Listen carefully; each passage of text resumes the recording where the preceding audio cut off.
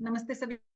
आज के संभाषण के सत्र में आप सभी का यहाँ पर स्वागत करते हुए आज का हमारा एक इंटरेस्टिंग टॉपिक है और कॉमन इसी को लेकर मैं अपना थोड़ा सा अनुभव और विचार प्रकट करना चाहती हूँ। आज का टॉपिक है गर्भावस्था में किसी गर्भिणी स्त्री को अगर से स्पॉटिंग हो रही है, ब्लीडिंग हो रही है, रक्तस्राव हो रहा है तो हम क्या करें। ये हम सभी जानते हैं कि गर्भावस्था आज के जमाने में कितनी प्रेशियस हो गई है। जैसे हम जानते हैं ना कि आज लाइक शादी ब्याह का जो एज है, आयु है, एक औसतन आयु बढ़ गई है। 28, 27, 30 के आसपास का लड़का, और फिर सारे स्ट्रेस फैक्टर्स और आज का जो लाइफस्टाइल है, बिजनेस मॉड्यूल है, वर्क मॉड्यूल है, बहुत ही ज्यादा तनाव है।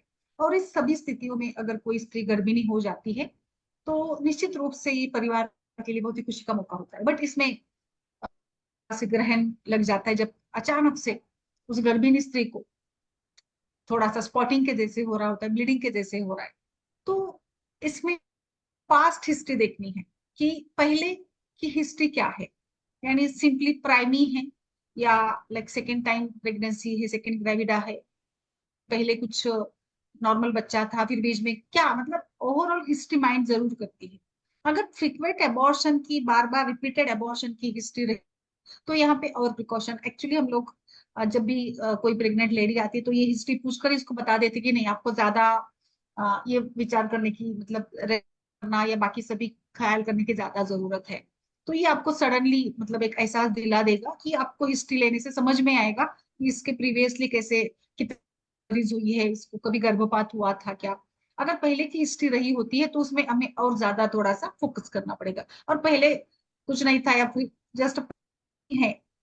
तो देखिए, किसी भी गर्भिणी स्त्री को अचानक रक्तस्राव हो रहा है, यानी ये कहीं ना कहीं इंडिकेट करता है हमारे आयुर्वेद के दृष्टिकोण से वात को। तो हमें यहाँ पर वात शमन का, और वात शमन के साथ साथ पित्त का भी हमें यहाँ पे विचार करना है कि क्या पित्त प्रकोप की है भी है क्या, या पित्त बढ़ गया है क्या, कुछ स्ट्रेस है क्या, या कुछ उष्ण तीक्ष्ण खान पान है क्या। अभी इसके कारण क्या हो सकते हैं, थोड़ा शॉर्ट में मैं कारण के बारे में बता देती हूँ।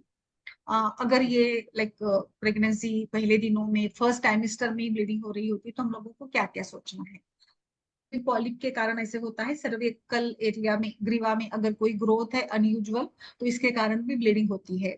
कभी तो अगर ये इट इज मिसकैरेजेस है, कभी कभी अगर यूट्रस के बाहर गर्भस्थापना हो जाती है, we call them in medical terminology as ectopic pregnancy, भी लाइफ थ्रेटनिंग होती है माँ के लिए, और इसमें भी पेट दर्द के साथ अचानक ब्लीडिंग शुरू होती है। कभी कभी बहुत ही रेयरली एक मोलार प्रेगनेंसी का कंडीशन होती है। जैसे कि इम्प्लांटेशन तो यूट्रस में ही होता है, बट उसके बाहर ट्यूमर बन जाता है। तो एक टाइप से मतलब रेयर कंडीशन है। और कभी कभी इम्प्लांटेशन ब्लीडिंग भी होती है कुछ महिलाओं में, कि जब ये फर्टिलाइज्ड एग जाकर गर्भाशय में स्थापित होता है वहां पर थोड़ा सा लाइट शेडिंग होती है। सो ये नॉर्मल भी होता है। नॉर्मल कितना है, एबनॉर्मल कितना है, ये तो लाइक हमें जस्ट उसकी आयु, हाइपरटेंशन है क्या, उसके बाकी सारे वाइटल्स को जांच कर ही हमें देखना पड़ेगा कि नॉर्मल है या लाइक उसको मतलब देखने की जरूरत है। कुछ और कंडीशंस भी होती है, लाइक प्लेसेंटा प्रीविया करके ये कंडीशन होती है जिसमें कि लाइक प्लेसेंटा जो होता है कवर करता है सर्विक्स के पूरे एरिया को। कभी कभी ये अगर लास्ट ट्राइमेस्टर में है तो प्रीटर्म लेबर या कुछ मिसकैरेज या प्लेसेंटा के कारणों से भी ये हो सकता है। दूसरे कारणों में कभी कभी ज्यादा एक प्रकार से कुछ इन्फेक्शन हो गया, मान लीजिए कुछ एसटीडी की हिस्ट्री रही हो, या यूटीआई इन्फेक्शन हो, कुछ गोनोरिया इन्फेक्शन हो। एंड हाँ, अगर कभी कभी जरूरत पड़ी तो डॉक्टर्स पेल्विक एग्जामिनेशन या यूएसजी करवा लेते, खास करके वजाइनल अगर यूएसजी करते हैं तो उसमें ये दिक्कत हो सकती है। एंड फिर इसमें एक और भी कारण है, संयोग कारण है, पति सहवास, ये भी कारण है इसके साथ भी, क्योंकि क्या होता है ना, ये इस समय काल में सर्विक्स यानी ग्रीवा जो होता है ना, गर्भाशय मुख, ये बहुत ही ज्यादा नाजुक बन जाता है। तो इसको कोई भी थोड़ा सा भी आघात, थोड़ा सा भी विजुअल थिंग उसको एक्सेप्ट नहीं होती है, जिसके कारण भी रक्तस्राव हो सकता है। तो बिल्कुल, तो ये सभी कारण कारण है इसमें, और इसका हमें विचार करना है। तो सबसे पहले तो पेशेंट को रिलैक्स करें। इसमें ज्यादातर मामले में रेस्ट लेने से, बेड रेस्ट लेने से और थोड़ा सा मेंटेन करने से प्रॉब्लम सॉल्व होता है। तो सबसे पहले तो रेस्ट, रिलैक्स, और फिर बिल्कुल जो भी आपको हेतु कुछ मिला, प्राइमरी ट्रैवलिंग का हेतु मिला, चिंता का हेतु मिला, क्रोध का हेतु मिला, रात्रि जागरण का हेतु मिला, कुछ ज्यादा एग्जर्शन का हेतु मिला, तो उस हेतु को दूर रखें या हेतु को अवॉइड करें। भी है बेड रेस्ट, ट्रैवलिंग, अगर जरूरत पड़ी तो हॉस्पिटलाइजेशन भी करिए, क्योंकि हॉस्पिटलाइजेशन का फायदा ये होता है ना कि प्रॉपर को पेशेंट को प्रॉपर रेस्ट मिलती है। घर रेस्ट नहीं हो पाता है, तो वो आप प्रॉपर हॉस्पिटलाइजेशन करके आपको ये करना है। हाँ, बट इसके साथ अगर थोड़ी सी हल्का सा ब्लड है तो ठीक है। अगर ब्लीडिंग के साथ पेशेंट को कुछ पेट में दर्द का अनुभव हो रहा है, क्रैम्प हो रहे, कॉन्ट्रैक्शन हो रहे हैं, बहुत ही ज्यादा दर्द हो रहा है, या ठंडी बज के आ रही है, टेम्परेचर बढ़ गया है, ऐसा अगर लगता है तो ये निश्चित रूप से, चक्कर आके गिर जाती है तो ये निश्चित रूप से आपको हॉस्पिटल के ही मार्कर से, या आपको इसको पेशेंट को एडमिट ही करना पड़ेगा। ठीक है। तो ये जनरल बातें मैंने बता दी आपको कि कैसे कहा हम लोग देखें, अस्पताल में जाकर तुरंत हमें यूएजी करवा ही लेनी है, और फिर आगे का जो भी उपचार होगा वो जैसे बताते हैं हमें उसको वहां पे फॉलो ही करना है। ठीक है। सो इसी के साथ कुछ स्मोकिंग, अल्कोहल, और कुछ महिला को थायराइड रिलेटेड इश्यूज रहे होंगे, कुछ हार्ट की प्रॉब्लम रही होगी, किडनी की प्रॉब्लम रही होगी, तो उसमें भी ये हो सकता है। तो भी आप थोड़ा सा देख लीजिएगा, पहले की हिस्ट्री से हमें पता चलता है। ओके। चलिए, अभी हम इसको कैसे ट्रीट करें। मैं एक बहुत सिंपल नुस्खे बताने वाली हूँ। अगर को ऐसे एहसास होता है, थोड़ा सा स्पॉटिंग का पेशेंट ने बता दिया, तो सबसे पहले तो हमने रेस्ट करवा दी, और जस्ट तो हमें क्या करना है, चंदन का चूर्ण थोड़ा सा लेना है। लाइक हमने ले लिया चंदन का चूर्ण, मान लीजिए हमने 500 मिलीग्राम ले लिया। इसमें हमें जो घर में मक्खन होता है उस मक्खन को 2 चम्मच मिला लीजिएगा, और इसमें 2 चम्मच मिश्री डाल लीजिएगा। अगर वो सफेद वाली मिश्री हो, खड़ी शक्कर बोलते हैं ना, तो अगर हो तो वो बहुत ही अच्छे से काम करती है। तो ये खड़ी शक्कर, हम ये तीनों, चंदन, मक्खन और मिश्री मिलाकर, ये तीनों को मिलाकर हमें इसको को देना है। दिन में 2 बार दीजिएगा, बेस्ट ये काम कर। चंदन शीत गुण वाला है, तो ये गर्भस्राव को रोकता है, संकुचित करना करना ये इसका काम है। ठीक है। नेक्स्ट हम सिंपली इसमें और अच्छे अच्छे मैं आपको बताती हूँ कि क्या करना है। इसमें सबसे और एक अच्छा बेहद या जैसे मैंने इसका उपयोग भी देखा है, वो है वटांकुर। वटांकुर आपको लेना है। जैसे कितने लेने हैं, तो एक एवरेजली 15-20 से कम 20 तो लेने हैं आपको, मुट्ठी भर के आपको लेना है।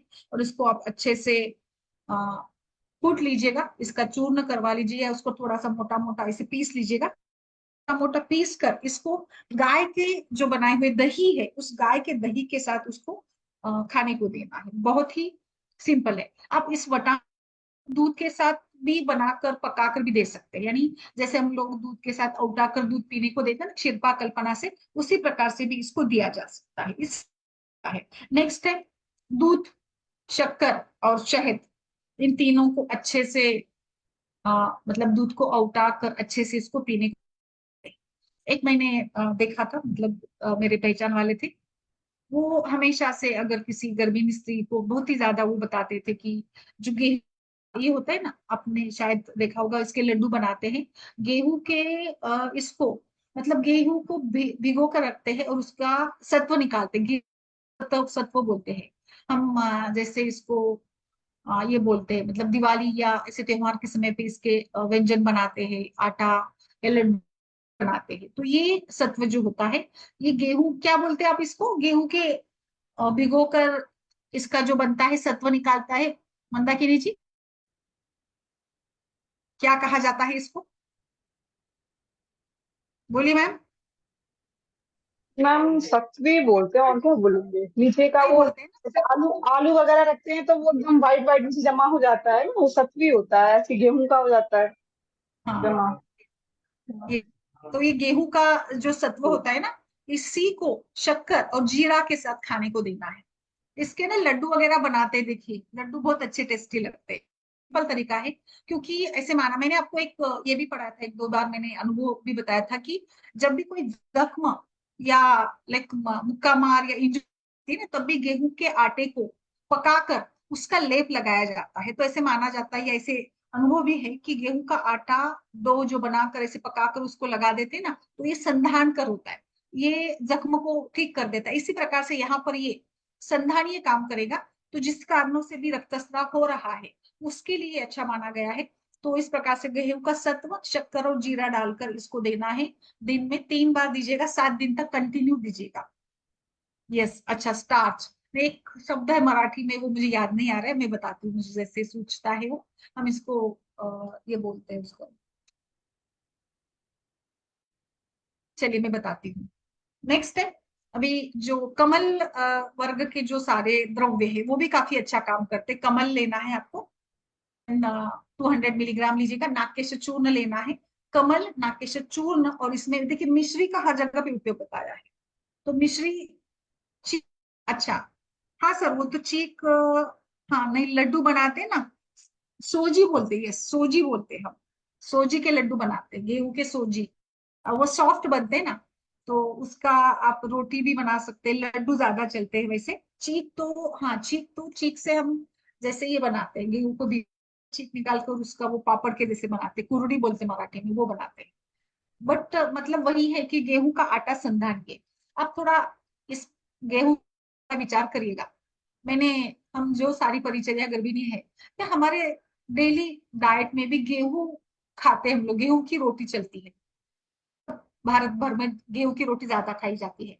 बाकी फिर जैसे अलग अलग प्रांतों में कई बाजरा यूज होता है, हम लोग ज्वार यूज करते हैं महाराष्ट्र में, और कोई जगह पे कुछ और। बट निश्चित रूप से गेहूं, क्यों मैडम बताइए, गेहूं ये संधानीय है, गेहूं ये धातुवर्धक है, और इसीलिए मुझे लगता है कि हमारा जो आहार है इस सुंदर तरीके से बनाया है ना, कि जो हमारे शरीर के लिए भी पोषणमंद होता है। तो गेहूं का, हम बच्चों को भी शुरुआत के दिनों से ही गेहूं की रोटी खाने को आदत ला देते, चपाती, रोटी, दाल, सब्जी। तो गेहूं ये पोषण है, और आयुर्वेद में गेहूं का जीवनीय गण में समावेश किया है। तो इसीलिए गेहूं को यहाँ पर उपयोग में लाना है, और ये रेफरेंस हमें मिल गया। जो मैंने अभी बताया था वो भी बहुत सुंदर है, सिंपल भी है, कमल चूर्ण, खड़ी शक्कर यानी मिश्री, और शक्कर का चूर्ण, इसको आप घी और शहद के साथ खाने को दीजिएगा, बेस्ट काम करे। और पेशेंट को ना ज्यादा से ज्यादा जो मतलब स्पॉटिंग जो भी हो रहे हैं ना उसमें सिंपल और व्हाइट दूध, मक्खन, घी और चावल, चावल भरपूर खाने को लगाइए पेशेंट को ना। चावल भी कहीं ना कहीं मधुर रस के साथ होते हैं ना, तो चावल के साथ आप जैसे घी डालकर घी और चावल खाने को दीजिएगा, या दही भात भी खाने को दे, दूध भरपूर पिलाइएगा पेशेंट को। नेक्स्ट इसमें मेरा ये एक विचार है कि उदुम्बर करके द्रव्य आता है, उदुम्बर के फलों को खाना भी हम बोल सकते हैं, आंवले भी हम पेशेंट को मेडिसिन के रूप में दे सकते हैं। उदुम्बर के मूली का भी अच्छा रिजल्ट है, उसकी मूली को भी पीस कर आप इसको दूध के साथ मिलाकर पकाकर दे सकते हैं, वो भी काफी अच्छा देता है रिजल्ट हमें। और फिर हमारे मतलब मेडिसिन तो है, गर्भपाल रस दीजिएगा, गर्भ विनोद, एक और हमारा फेवरेट फलग्रूत है, उसको भी आप दे सकते हैं, बेस्ट वो भी हमें रिजल्ट देता है ना। तो बिल्कुल एक और भी करते रेगुलरली भी, जहां पर हमें ऐसे लगता है ना पेशेंट को थोड़ा सा पेन भी हो रहा है, ऐसे कुछ लग रहा है उसको कि कुछ स्पॉटिंग के जैसे, तो वहां पर आप क्या करिए ना, ठंडा पानी लीजिएगा थोड़ा सा, और उसमें बड़ा सा टॉवेल लेकर उसको भिगो कर पेशेंट के थाइस पर और पीठ पर उसको लेप के जैसे लगा दीजिएगा, उसको घड़ी रखिएगा। जैसे बुखार में हम लोग घड़ी रखते हैं ना पेशेंट को, जैसे गर्म ये होता है ना, जैसे हम अगर ज्यादा ही बुखार होता है तो उसको टेम्परेचर को रिलीज करने के लिए वहां ठंडे पानी पट्टी की घड़ी रखते हैं ना, उस प्रकार पट्टी। से यहाँ पर भी हमें वो रखना है। फिर शतावरी, इसका बहुत ही अ, अद्भुत अच्छा परिणाम मिलता है उसको, शिरपा की कल्पना से हम लोग यूज करते, तो वो भी काफी फायदेमंद होता है। तो आप इसमें बला, जीवनीगंध के द्रव्य, इन सभी का शिरपा दीजिएगा। आप इसमें एष्टी मधु डाल सकते हैं, बट मुझे सबसे ज्यादा ये वही लगा कि इसका बहुत अच्छा रिजल्ट मिलता है वटशृंग का। वो सिंपल भी है, इजी भी है। फिर हम ये फर्स्ट टाइमिस्टर के लिए मैंने बताया, फर्स्ट टाइमिस्टर में सिंपली हम यष्टि मधु या जीवनी द्रव्यों का क्षीरपाक या क्षीर विदारी ये भी दे सकते हैं। ये इन सभी को हम सिंगल डोज में भी दे सकते, देवदारू दे सकते हैं, 50 से 100 ml डोज में दीजिएगा। अगर सेकेंड टाइमिस्टर में ये हो तो वहां पे भी हमें कषाय बनाने होंगे, जिसमें आप बला डाल सकते हैं। बला सिद्ध बना कर दीजिएगा, बला सिद्ध क्षीरपाक, बला सिद्ध दूध, कुछ भी चलेगा।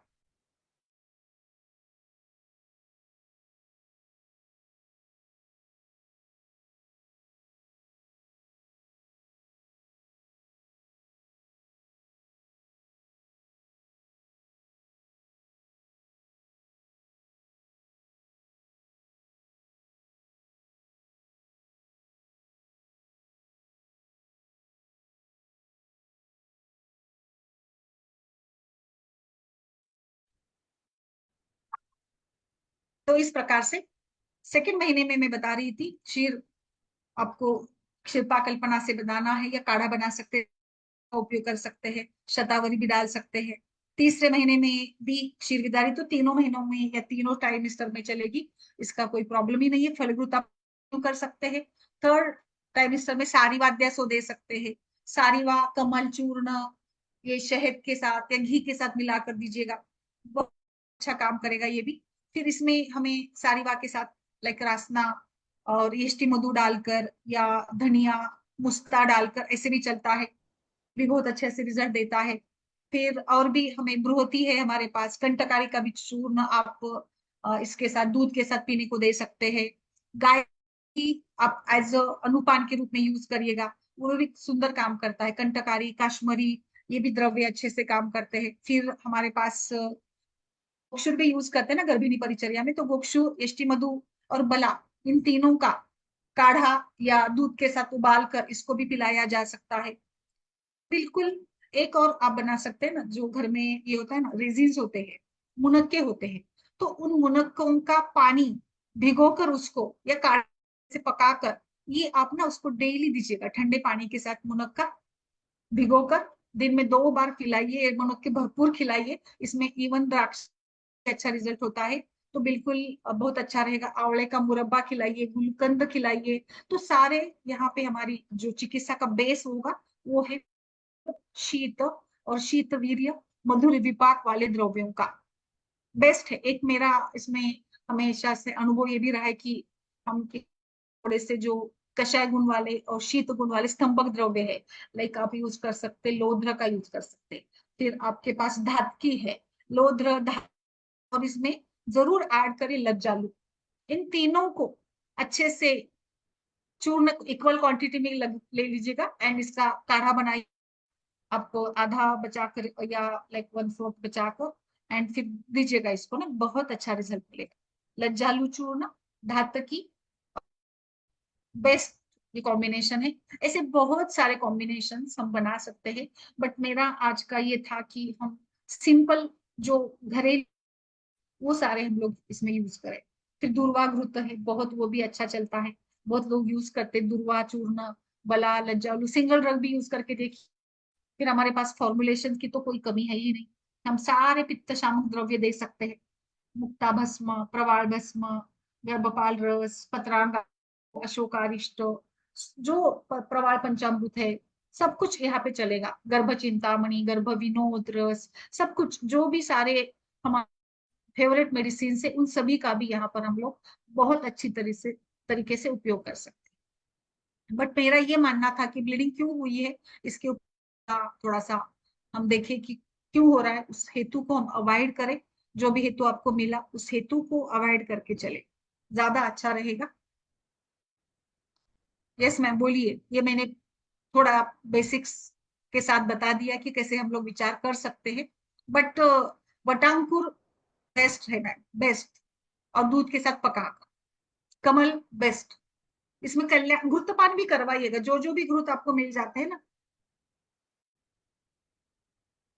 वो सारे कल्याण घृत यूज कर सकते, बेस्ट है वो भी। 5 ग्राम दीजिएगा, चलवा भी सकते कंटिन्यूली अगर पेशेंट की हिस्ट्री रही होगी तो। पेशेंट को हर खाने में मक्खन जरूर ऐड करें। नारियल का पानी और फिर अनार के दाने खाए,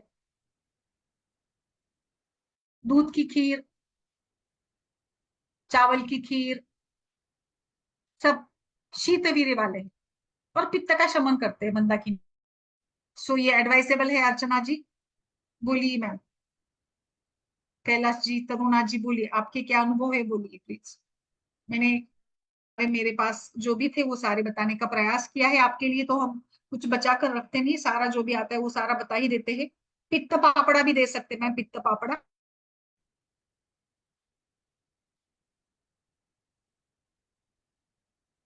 बोलिए मंदाकिनी, आपका कुछ अनुभव? नहीं मैम, अभी आयुर्वेद में तो कोई अनुभव नहीं है मेरा। कभी ऐसे किसी को ब्लीडिंग हो रही, स्पॉटिंग हो रही तो कुछ दिया आपने? हाँ मैम, एलोपैथी ही देते देते थे, और हाँ, रेस्ट के लिए बोल देते थे। रेस्ट एलोपैथी की, और रेस्ट के लिए बोल देते हैं। ये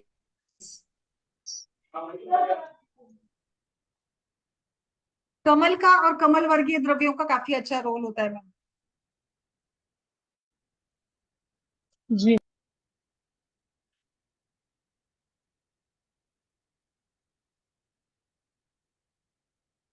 और ये ना वर्ट वर्ट का ना आप मतलब वर्ट और पिपली वगैरह सभी का भी बेस्ट होता है।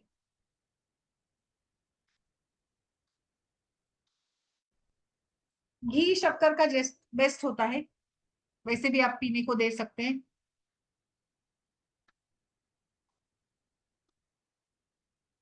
और ये उदुम्बर का मैंने बताया ना, ये उदुम्बर के फल भी खाने को दे सकते हैं मैम। उदुम्बर के फल, और बाकी चावल के साथ भी आप ये सारे द्रव्यों को मिलाकर चावल पकाकर दे सकते हैं। अश्वगंधा और इसका तो है ही बिल्कुल अच्छा।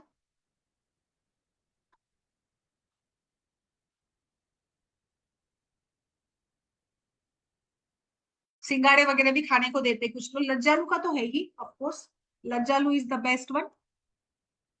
आपने भी देखा होगा ना मैम, लज्जालू का कितना अच्छा रोल होता है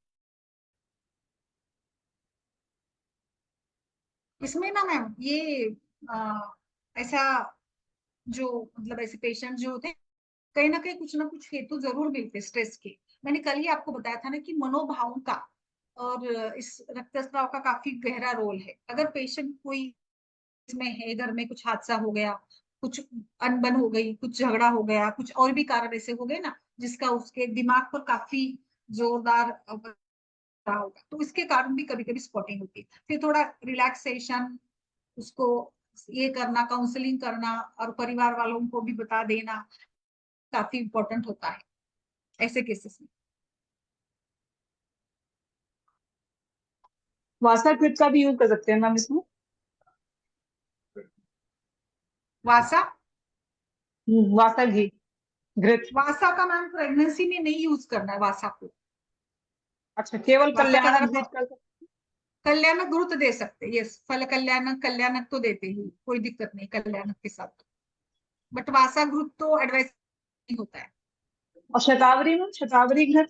शतावरी चलती है, शतावरी को तो देना है, क्षीरपा कल्पना का तो यूज करना ही है। ठीक है।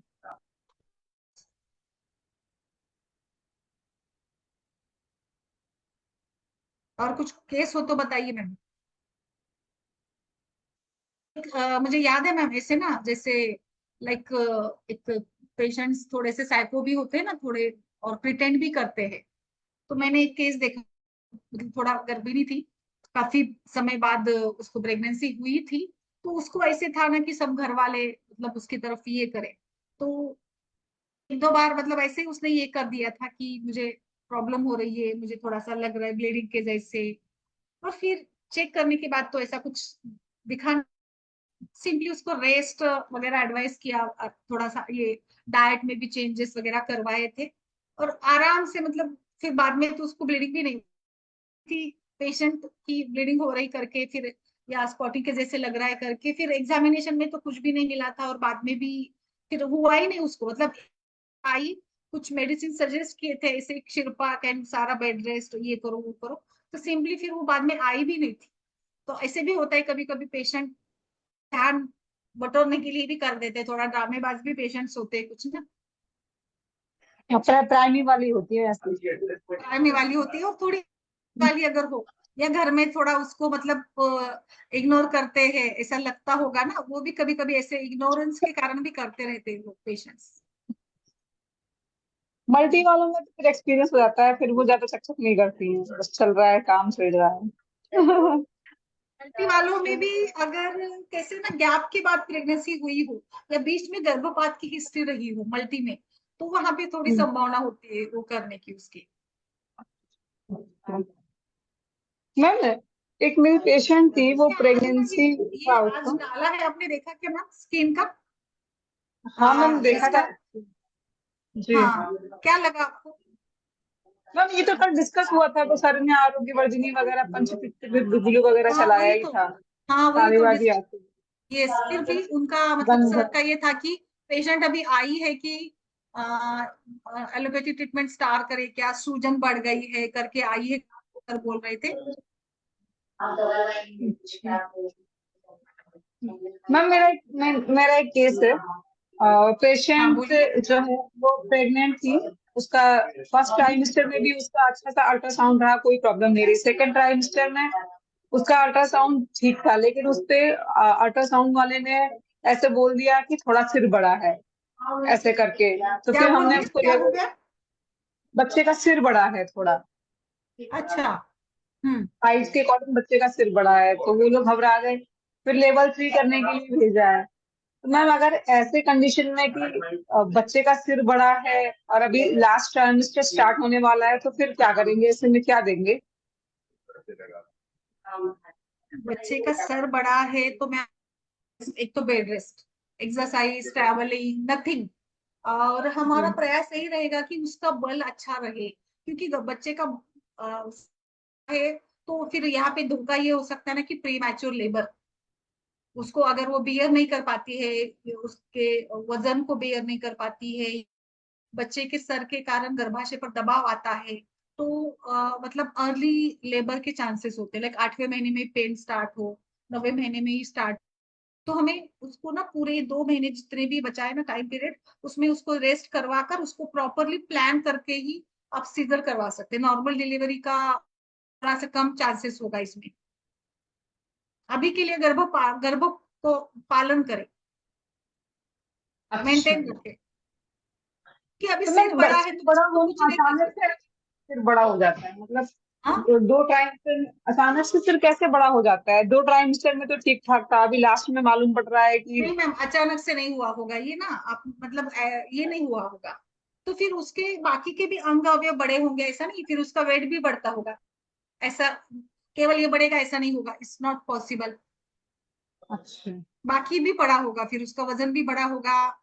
एंड आप भी देखिए जरा, केवल वजन सर तो मैम बढ़ेगा ज्यादा ऐसा नहीं नहीं। बढ़ा उसका, वजन वो 3-3 किलो जो बढ़ रहा है वही बढ़ रहा है, ऐसा कुछ अच्छा। वजन नहीं बढ़ रहा है। हाँ।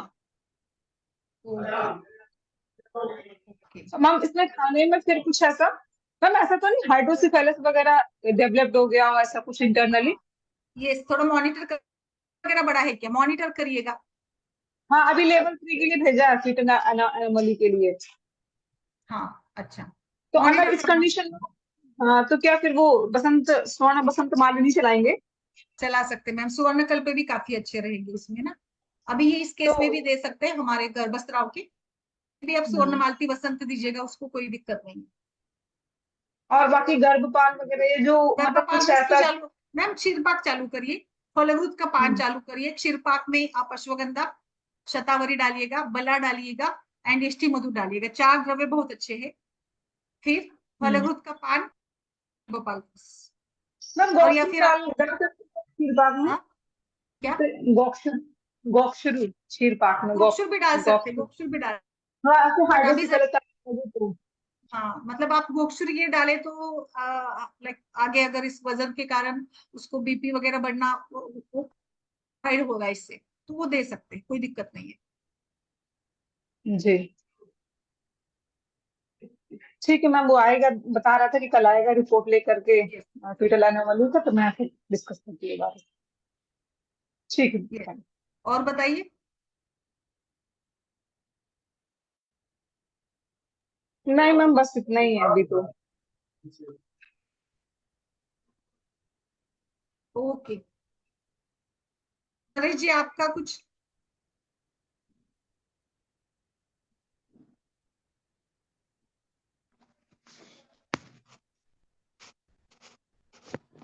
चलिए फिर, और कुछ नहीं है। और बाकी हमारे डॉक्टर्स हेमलता जी, आप सभी जुड़िए इस संभाषा में। चर्चा चलती है, डायरेक्ट आप इसमें आते हो तो काफी सारा आपको मटेरियल मिलेगा, स्टडी मटेरियल, एंड एक डायरेक्टली आप कम्युनिकेट भी कर सकते हैं, केस सकते हैं सारे। मुकेश जी, अर्चना जी, अनिल सिंह राठौर जी, हेमलता पटेल जी। ओके,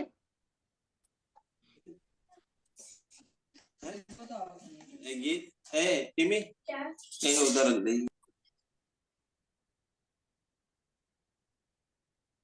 और किसी का कुछ इसमें हो तो अपना ओपिनियन बताइए प्लीज। आई होप कि आज का सत्र आप सभी के लिए बहुत ही अच्छा रहा होगा। आप सभी से मैं और आपके सहकार्य की अपेक्षा रखती हूँ कि आप सभी इसी प्रकार से। करुणा जी आप आइए, रोज आप सवाल पूछती है, बट ये हमारे इसमें पॉसिबल नहीं होता है। आप अगर ज्वाइन करती है संभाषा तो अच्छा रहेगा। डॉक्टर करुणा गुप्ता, मैं लिंक शेयर करती हूँ, आप ज्वाइन करिए, संभाषा में आइए तो डेली डिस्कशन में पार्टिसिपेट कर सकती है। डायरेक्ट डिस्कशन में आना एक मजा अलग होता है ना। देखिए हमारे सारे वैद्य लोग कितने अच्छे से यहाँ पे डिस्कशन करते हैं, तो ये मौका मत गवाइए। भारत में केवल हमारे प्लेटफॉर्म पर ही ये संभाषा सत्र चलता है, स्त्री रोग संभाषा। कहीं पर ये ऐसे स्त्री रोग संभाषा नहीं होती है। चलिए आगे आगे आज का हमारा नाड़ी का सत्र हम लोग स्टार्ट करते हैं। आप सभी को नमस्कार। आई होप कि आपने चारों स्तरों को समझ लिया है एटलीस्ट। मैम सॉरी मैम, कल वो सेकंड वाला क्या था वो मेरा छूट गया पेशेंट देखने में। वो एक बार रिपीट कर दीजिएगा प्लीज। हाँ, रिपीट तो होगा। एक अभी मैंने एवरेज बता दिया, फिर इसमें हम एक एक लेवल को फिर से रिपीटेडली अनुभव करेंगे, डिस्कस करेंगे कि क्या होता है, कैसे होता है। ये आगे बढ़ते हैं। कल हमने आई थिंक कल हमने इस पर देखा था, वात की अंगुली के बारे में देखा था।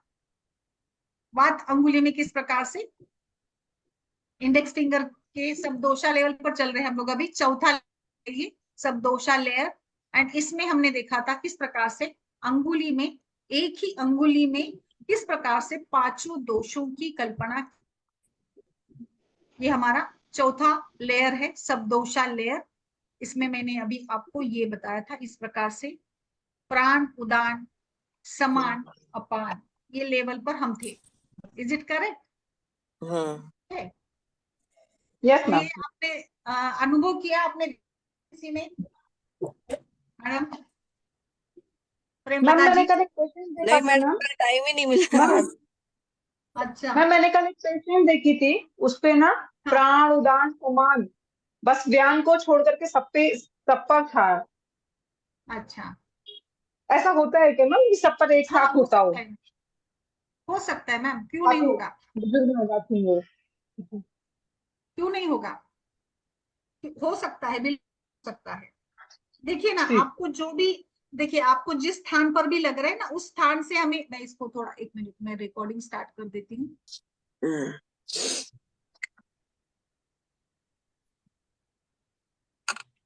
मैं बताती हूँ, इसमें ना थोड़ा डिटेल आपको समझ में आएगा।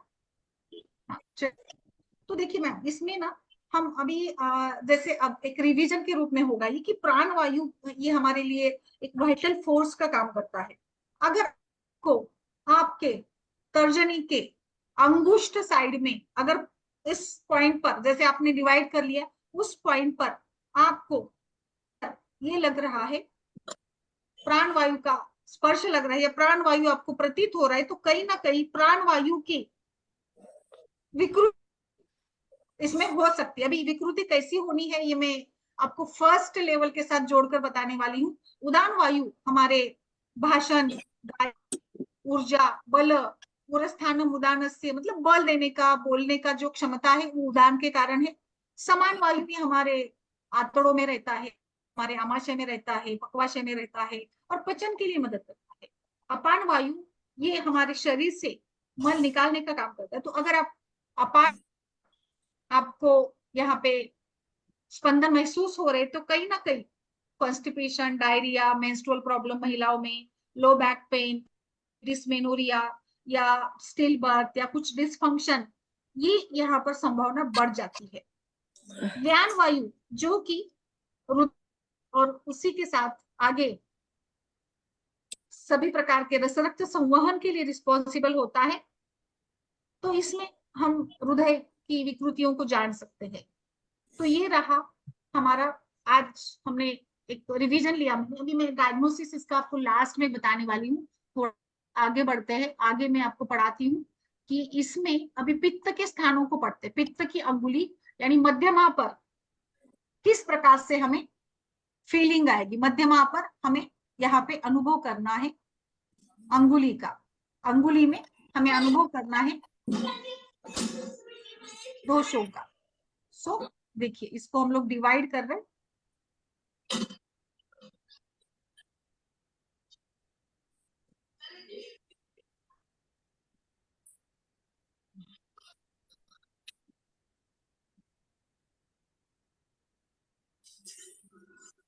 चलिए ये हो गया। अभी ये जो है ये है पाचक पित्त। अब आपको यहाँ पर लग रहा है स्पंदन महसूस होता है, तो ये पाचक पित्त का स्थान है। पाचक पित्त क्या काम बताइए मैम मंदाकिनी। हाँ मैम, पाचक पित्त का पाचन काम करना, बताइए। भोजन का पाचन करना, ओके। रंजक पित्त रंजन करना, सभी जितने भी हमारे एक तो पहले तो रक्त का रंजन करना, बाकी रंजनात् जितने भी आमाशय के अंदर स्थित ऑर्गन्स हैं। गोरख जी बताइए साधक पित्त का काम क्या है। साधक पित्त बुद्धि, मेधा, अभिमान आदि मानसिक गुणों को प्रदर्शित करता है। Very nice, very nice. आलोचक पित्त बताइए मैम अनुपमा जी।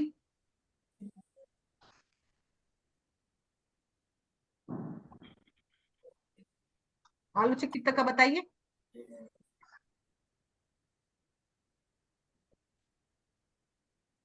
यस आलोचक पित्त। आइज, आइज के लिए मैम, आंखों की रोशनी, आलोचनात्, आलोचना। आलोचनात् आलोचक, वेरी गुड वेरी गुड। चलिए आप सभी का बेसिक नॉलेज बहुत अच्छा है। प्रेमलता जी आप कुछ बता सकती है। नहीं मैडम, मैंने अभी आज कुछ पढ़ा ही नहीं इसके बारे में। नहीं ठीक है कोई बात नहीं। और ये रहेगा हमारा हाँ हाँ। भ्राजक पित्त का स्थान। ये है भ्राजक पित्त।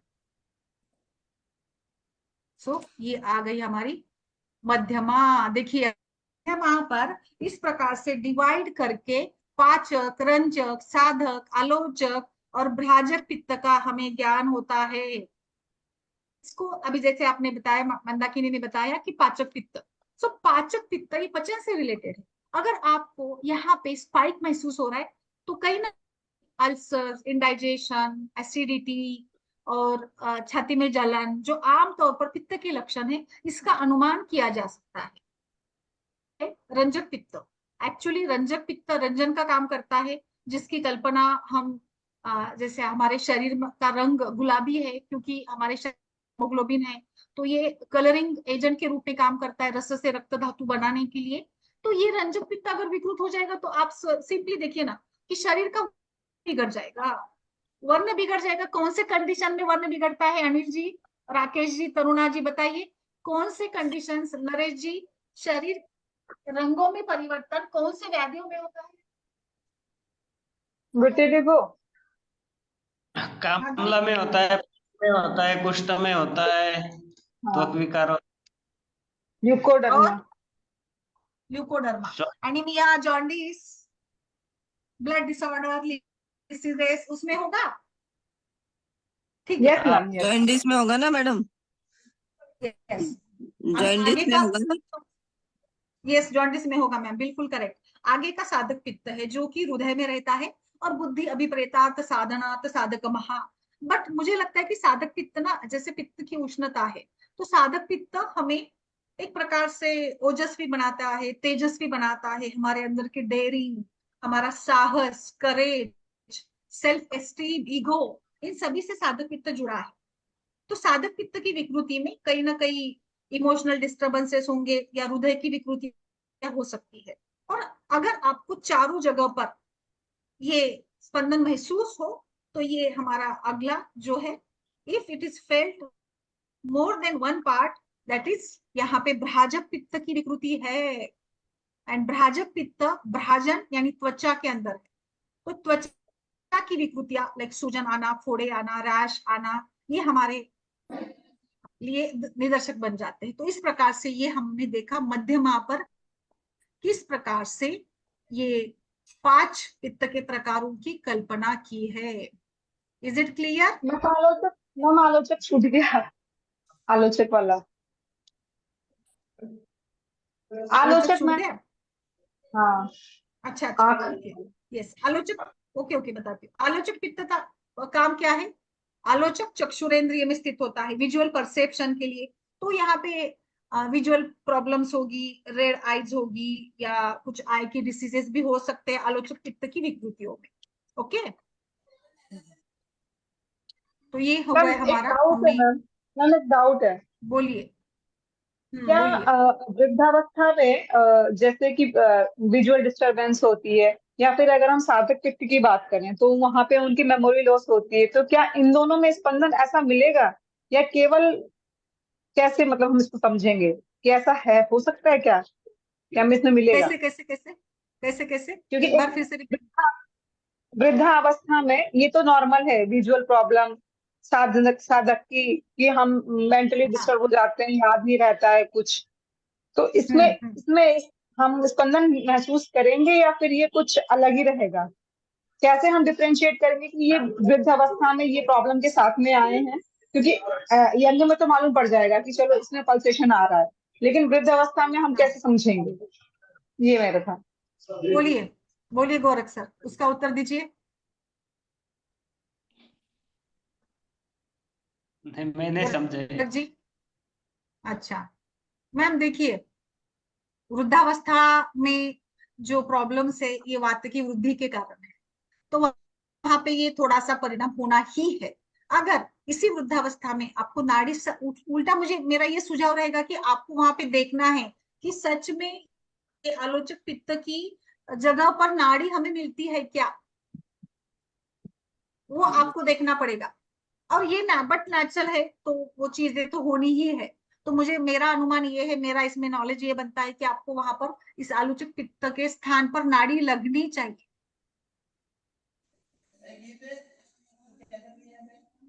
अगर ये तरुण वय में ऐसे लग रहा है तो हम इसको विकृति मानेंगे, बट वृद्धावस्था में अगर लग रहा है तो आई थिंक ये तो नॉर्मल ही रहेगा। बट हाँ, इसमें जरूर ये हम समझ सकते हैं कि स्पाइक का जो ये होगा ना मैम, तीव्रता होगी ना, वो वृद्धावस्था में ज्यादा लगेगी। स्पाइक की तीव्रता ज्यादा रहेगी वृद्धावस्था में। Are you getting my point?